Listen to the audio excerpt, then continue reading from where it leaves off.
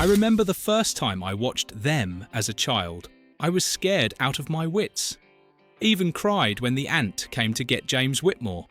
I screamed, "Why does it have to die?" And until now, I still shiver every time I drive through the desert day or night and will never forget the sound of the ants. A classic sci-fi horror film about duplication, far surpassing all the films of its time. Behind those mechanical architectures is a 43 degrees Celsius hell where the depressed actor has to wear a suit in the middle of the Mojave Desert. The flames burning the ant nest. Not special effects. Those were real flamethrowers operated by World War II veterans.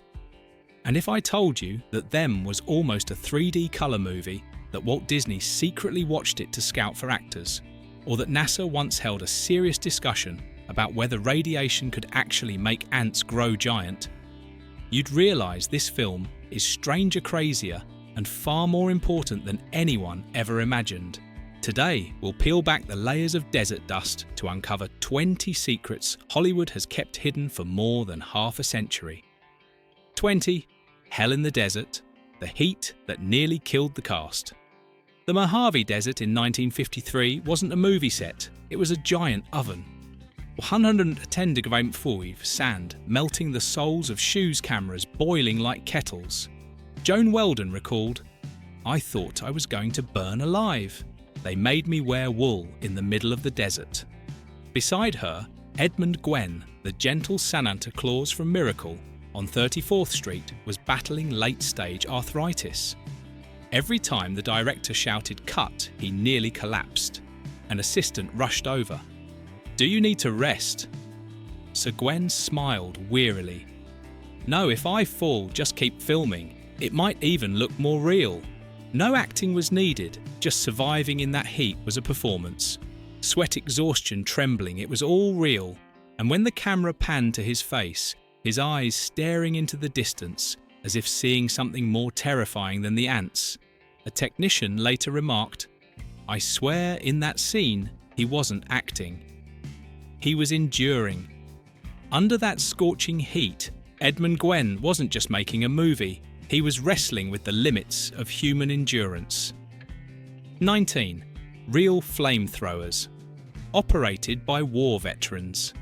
No CGI, no props. Warner Brothers wanted real fire, so they used real flamethrowers.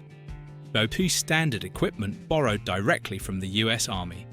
When director Gordon Douglas heard the news, he exclaimed, "Are you kidding? Those things shoot flames at 2,000 degrees Celsius." A soldier smirked. "Yes, and we know how to use them." These men weren't actors. They were war veterans who had actually wielded those flamethrowers in battle. During filming, one of them whispered to his co-star, "Just imagine the ants are German tanks and you'll manage." Then they pulled the trigger. Flames roared out, screaming across the screen. No smoke machines, no special effects. Just raw heat, the smell of burning and flashes of wartime memories. The director recalled, "I'll never forget that hissing sound. It didn't just burn the set, it burned the air itself." When the film premiered, audiences were stunned by the realism. What they didn't know was that behind every burst of flame was a soldier battling his old nightmares. 18. The film almost became a 3D colour spectacle. At the time, Hollywood was obsessed with 3D technology. Warner Brothers wanted them to be the first blockbuster where giant bugs leap off the screen. Gordon Douglas recalled, "They wanted the audience to duck when they saw the ants." A new 3D camera system was brought to the set and the first test shots began. The technicians shouted, "The film jammed again." Frustrated, Douglas slammed the table. "Forget it, the colours are messy, the camera's insane. I need ants, not rainbows." When the studio switched to black and white, everyone thought it marked the end of an ambitious project. But that decision ended up saving the film. In the cold greys of the desert, the blinding white sunlight and the howling winds sweeping over dunes, Them became scarier than any colourful version could have achieved. Douglas later remarked, "We lost the colour, but found the atmosphere." And when that first ant crawled out of the shadows, the audience screamed, not because of 3D, but because they believed it was real. Sometimes technical failures are the magic behind fear. 17. Walt Disney privately screened this film. Walt Disney wasn't the type to waste time on monster movies, but them intrigued him. One afternoon in 1954, he walked into the studio screening room smiling at his assistant. "I just want to see what that ant looks like." Disney was searching for an actor to play Davy Crockett, a new American icon for television. James Arness Them. His leading man was a top candidate. When the film ended, Disney said nothing. He just sat there silent. Then suddenly he laughed. "Arness is fine, but that crazy Texas pilot, I like him more." The crazy pilot he mentioned was Fess Parker, who only appeared for a few minutes in the film. But that moment was enough for Disney to change his mind. The result, Arness became a TV legend in Gunsmoke. And Parker, thanks to them, became the iconic Davy Crockett. Director Gordon Douglas later said, "We had no idea that while shooting a monster movie, we were accidentally creating an American symbol. Not all ants crawl out of the sand. Some crawl straight into Hollywood history." 16. The 30-minute mystery. Why don't the ants appear earlier? A monster movie without monsters. A crazy idea, but them pulled it off. For the first half hour, there isn't a single ant, just an empty desert. Howling winds, giant footprints, and a trembling girl unable to speak. A crew member recalled test screening audiences started grumbling. "When are the ants showing up?" Director Gordon Douglas just shrugged. "Let them wait. When they finally appear, they won't dare blink." And he was right. When the first ant emerged from the shadows, the screen shook and the audience screamed. The anticipation turned into an electrifying shock. The entire theatre seemed to hold its breath.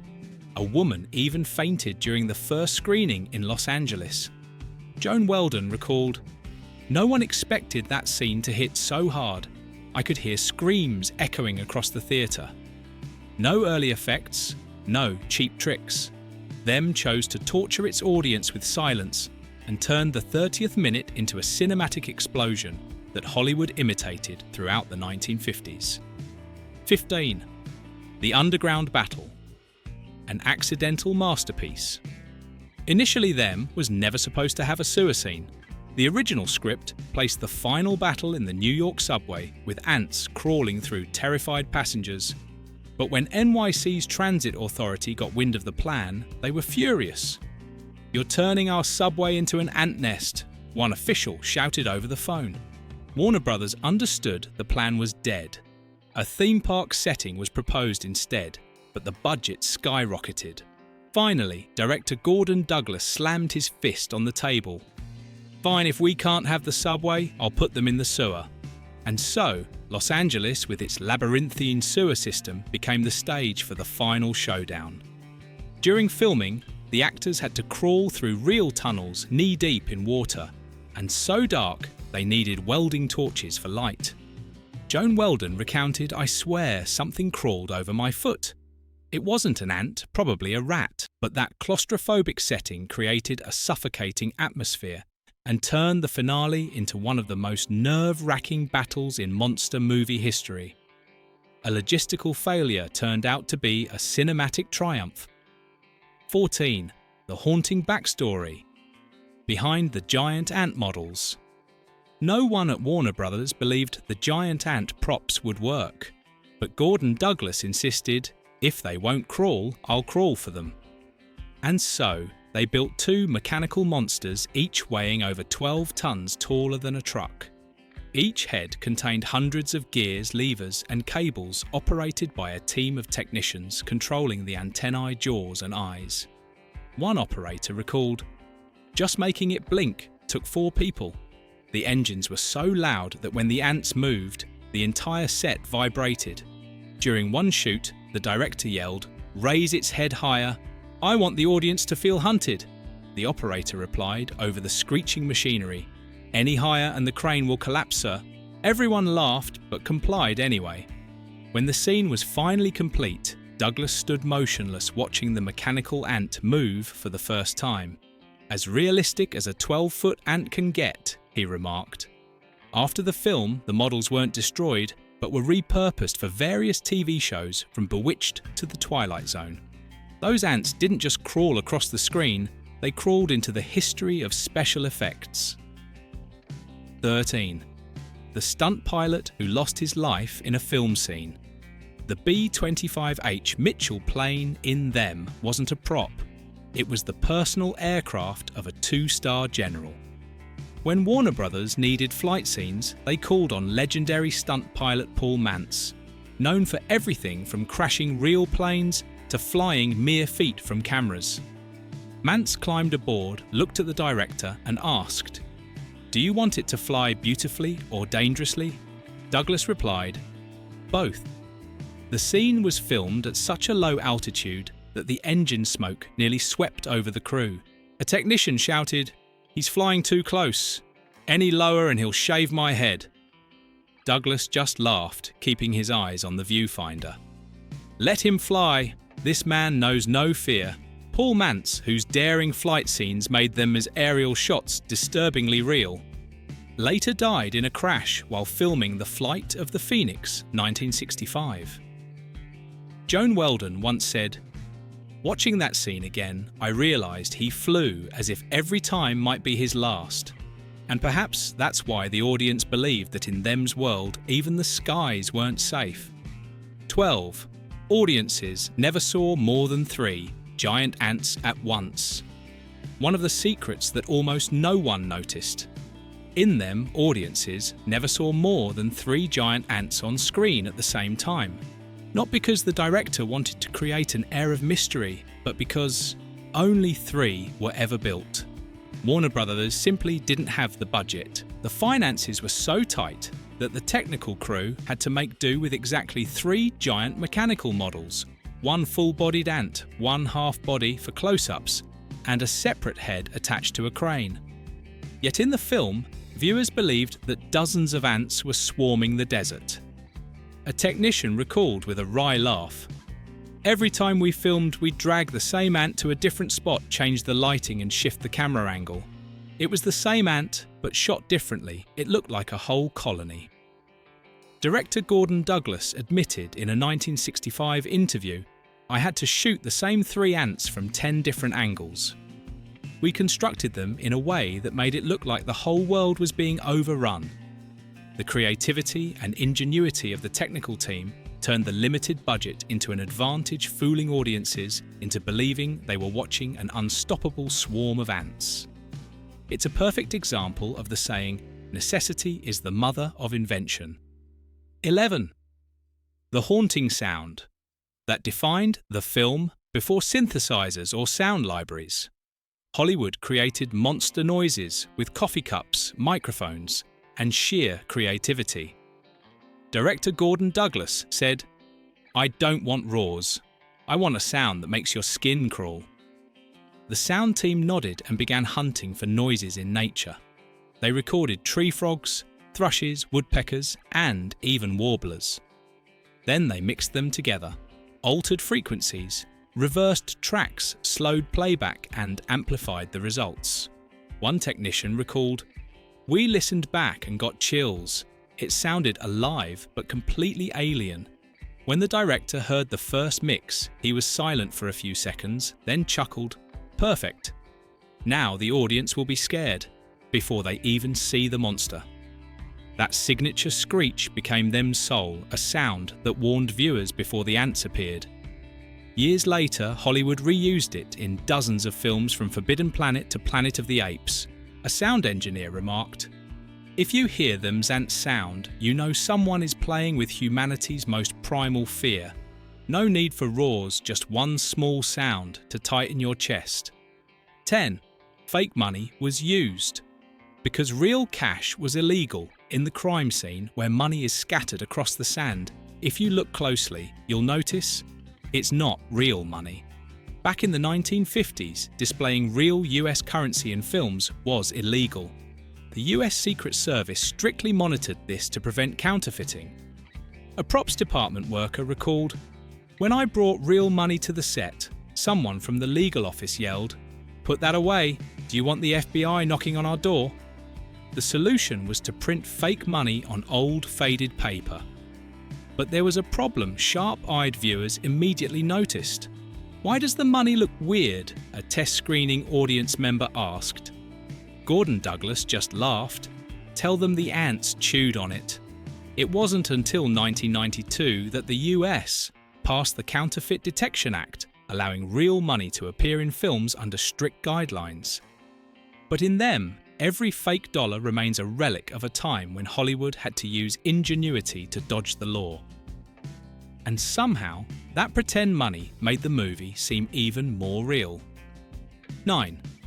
The funny secret about how the ants killed people.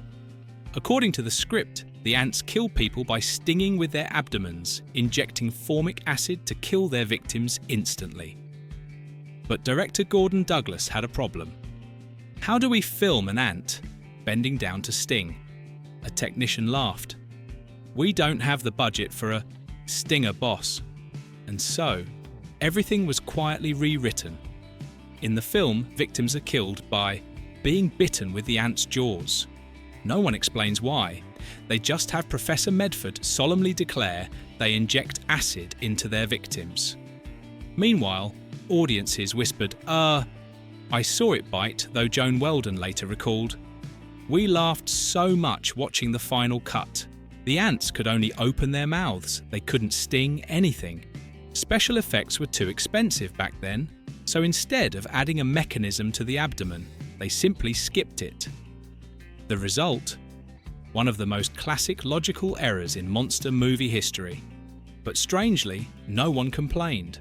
Because when a 12-ton ant is charging at you, you don't care whether it bites or stings, you just want to run.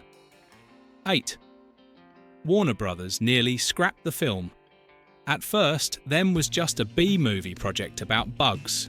One Warner Brothers executive bluntly said, "Who would watch a movie about ants?" Even kids squashed them with slippers. Director Gordon Douglas turned red with anger. He told the producer, "Fine. If they don't believe in it, we'll make them regret it." When the film was nearly finished, Paramount expressed interest in buying it. Hearing this, Warner panicked. A studio executive shouted during a meeting, "Wait, if they want it, there must be something here. Keep the film, release it immediately." Suddenly, the worthless movie was upgraded. Joan Weldon recalled, "We knew they didn't respect us, but the whole crew had one thought. Let's make this so good they'll eat their words." 7. James Arness. Almost played the ant before becoming a cowboy icon in Gunsmoke. James Arness almost had a much memorable role, a man in a giant ant suit. A crew member revealed initially they wanted a real person inside an ant costume for close-ups. And the first name on the list, James Arness. When Arness heard the news, he choked on his drink. "I just played an alien in The Thing, and now they want me to be an ant director." Douglas replied, matter-of-factly, "You're tall, strong, and a little scary, perfect." A costume test was held. The rubber suit was thick, hot, and as heavy as a refrigerator. Arness stood on set sweating buckets. He shook his head. "No way. Let the machines handle this, ant." Douglas nodded. "Good. Machines don't complain." In the end, the man in ant suit idea was scrapped, replaced by the 12-ton mechanical models. Years later, Arness joked on TV, "If I'd taken that role, I might never have become a cowboy. I'd forever be." Ant number 1. 6. The poster that deceived audiences. If you saw the Them poster in 1954, you'd think the movie was about alien creatures with cat eyes, not ants. The glowing eyes with human pupils stared menacingly out of the darkness. A marketing employee recalled, "The boss said, 'Make a poster that will make kids scream. We have to see this movie.' And that's exactly what he did, even if it was completely false." When director Gordon Douglas saw the first design, he lost his temper. "These are ants, not giant cats. The marketing team just shrugged. Doesn't matter as long as it sells tickets. And surprisingly, the plan worked.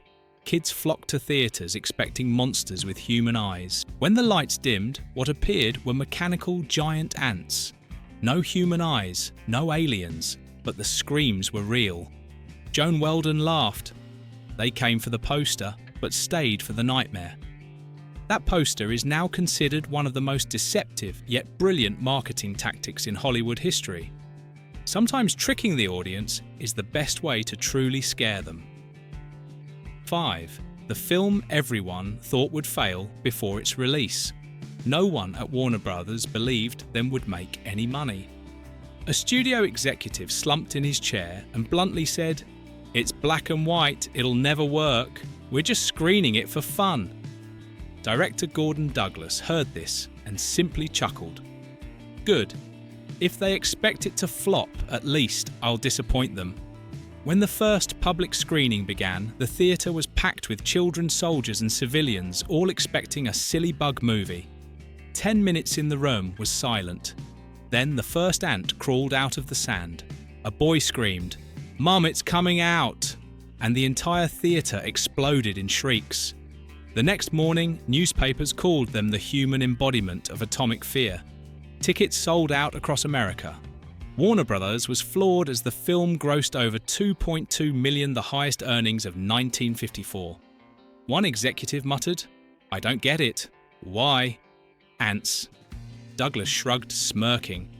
"Because those ants are more believable than you." 4. Almost won an Oscar.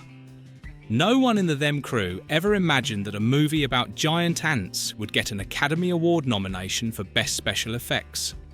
Joan Weldon recalled, "We thought it was a joke. I even asked, did they confuse us with a documentary about insects? But no, the Academy confirmed that Them was officially a nominee in 1955. Director Gordon Douglas got a call late at night. "You've been nominated, Gordon." He sat up in bed. "Nominated for what, ants?" The caller laughed. "No, it's a real Oscar." Of course, the film lost to Disney's 20,000 Leagues Under the Sea, a juggernaut with a budget 10 times bigger. But it didn't matter. Douglas said in an interview afterward, "We didn't win, but I'm happy my ants got to sit at the same table as Disney's mechanical sharks." It was the first time Hollywood seriously recognised that science fiction could be art, not just child's play. And those radioactive ants opened that door with their rusted, clanking mandibles. 3. The film that made NASA hold an emergency meeting. It sounds crazy, but after Them was released, NASA and several biology groups actually held serious discussions about insect mutations caused by radiation. A NASA engineer from the time recalled, "We watched the film and someone asked, could radiation really make ants grow that big?" Another chimed in, "If so, we should be more worried about Kennedy Space Center." Scientific journals of the era even published analyses of ant biology weight, skeletal structure, oxygen pressure, all to prove that giant ants were impossible. Gordon Douglas heard about this and burst out laughing. "I didn't expect my ants to make scientists write reports." But the truth is, Them touched on a very real fear, the consequences of nuclear weapons. When a movie makes NASA question radioactive bugs, you know it's hit the right nerve. Joan Weldon said in her final interview, "People came to laugh at the film, but when the lights came back on, no one was laughing anymore. Because who knows, the next giant ant might not just crawl on screen." 2. The title glowed on screen. When Them's opening credits first played, the audience practically jumped out of their seats. Against the black and white stillness, the title Them suddenly exploded on screen, bright red, neon green, as if it had been truly irradiated. A theatre worker recalled, "The room went dead silent. Then someone yelled, 'What the hell is that?' Director Gordon Douglas laughed. "I just wanted something to wake people up before the ants showed up." The technical team protested. "It's impossible, black and white films can't have colour." Douglas shrugged. "Then I'll be the first to do it." He ordered colour to be painstakingly hand-painted onto every frame of the title sequence, a process that took weeks. When it was finally done, he smiled and said, "Now the word 'them' looks like it's been hit by radiation itself." It became an iconic opening that audiences never forgot. Back then, no one had ever seen colour in a black and white film. One critic wrote, "Just looking at the title, you already know this isn't just another monster movie. It's a warning." And it was a blazing warning written in atomic light. 1. A warning for the atomic age. When the final gunshot echoed in the sewers, the audience thought it was over. But them didn't stop there. Dr. Medford, played by Edmund Gwenn, stood amidst the smoke and dust, slowly delivering his line. When man entered the atomic age, he opened a door he cannot close. The entire set went silent as he read that line. Gordon Douglas recalled, "I told him, don't read it like a scientist, read it like someone who has seen something horrifying and can't forget it." Gwenn nodded, replying softly, "I understand." No one on set realised that this line would become one of the most iconic messages of 1950s cinema. A warning during the height of the Cold War, when the world lived in fear of atomic bombs. Joan Weldon later remarked, "People came to see the ants, but they left remembering that line." And that was the brilliance of them turning a monster movie into a metaphor for real fear humanity itself. The ants were just an excuse. The real monster was in the lab holding the nuclear switch.